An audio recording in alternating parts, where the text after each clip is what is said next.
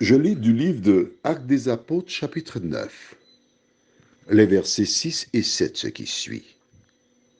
Tremblant et saisi d'effroi, il dit, Seigneur, que veux-tu que je fasse? Et le Seigneur lui dit, lève-toi, entre dans la ville et on te dira ce que tu dois faire. Les hommes qui l'accompagnaient demeurèrent stupéfaits.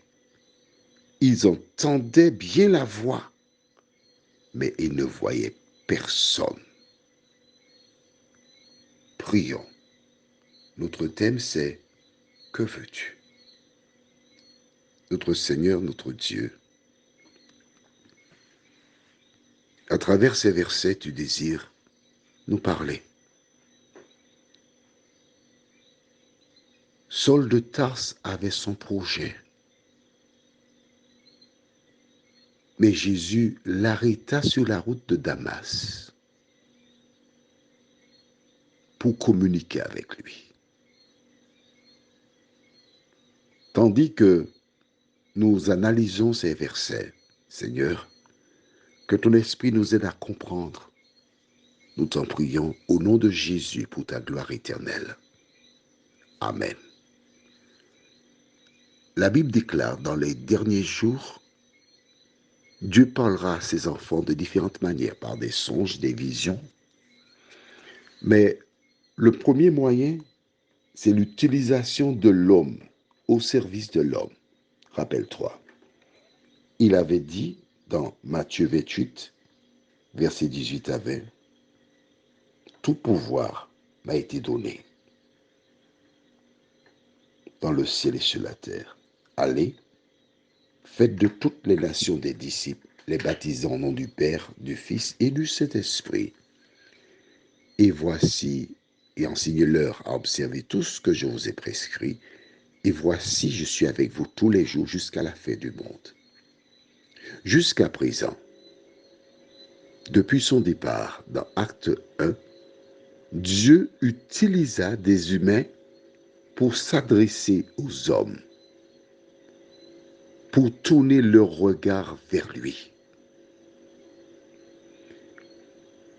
Pour des raisons que nous ignorons, parce que la Bible ne donne pas l'explication, Jésus s'adressa lui-même à Saul de Tarse de manière miraculeuse. Il fit comme les policiers qui arrêtent les hors-la-loi pour les inciter à respecter la loi. Il s'identifie déjà. Note bien qu'il pose une question à Saul dans ce que nous avons lu hier. Saul, Saul, pourquoi me persécutes-tu? La logique veut que Saul pose la question parce qu'il ne sait pas qui est là. Mais qui es-tu? Je suis Jésus que tu persécutes. En entendant la réponse, il réalise qu'il se trouvait sur une mauvaise voie.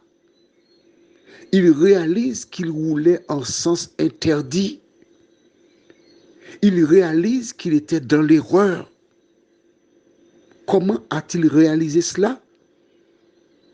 En étant en contact avec la vérité, en étant en contact avec Jésus. Toi aussi,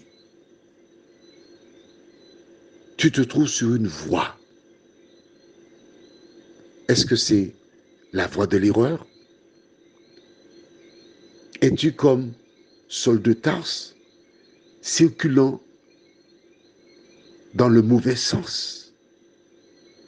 Dès qu'il a entendu Jésus parler, il pose une question après. Que veux-tu que je fasse? J'ai compris. Je me suis trompé. Je suis sur la mauvaise voie. J'ai reçu des lettres pour mettre à mort des chrétiens. Je me suis trompé. D'accord. Que veux-tu que je fasse? En clair, je me trouve là devant toi, à ta disposition, et je suis vraiment motivé pour changer d'entreprise et te servir. Qu'attends-tu de moi? J'aime les métaphores. Jusque-là, Saul était un ouvrier à temps plein dans l'entreprise du diable. Jésus s'adresse à lui parce qu'il a le désir qu'il change d'entreprise et qu'il vienne travailler pour lui. Saul, réalisant que l'entreprise dans laquelle il se trouve n'est pas bonne, il pose la question, qu'attends-tu maintenant de moi? Toi qui lis la parole, toi qui découvres la vérité qui est Jésus, tu es dans la même situation que Saul de Tarse. Tu as vu. Maintenant, que dois-tu faire? Saul se tient à la disposition de Dieu. Et quand il pose la question, que veux-tu? Qu'attends-tu de moi? Jésus donne la réponse. Que dit-il au verset 7?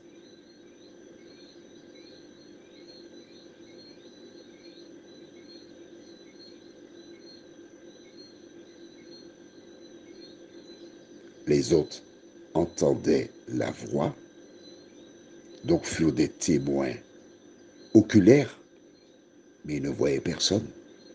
Pourquoi? Parce qu'ils étaient tous aveugles. Dieu ne s'est pas présenté physiquement. Aujourd'hui, beaucoup ne me connaissent pas,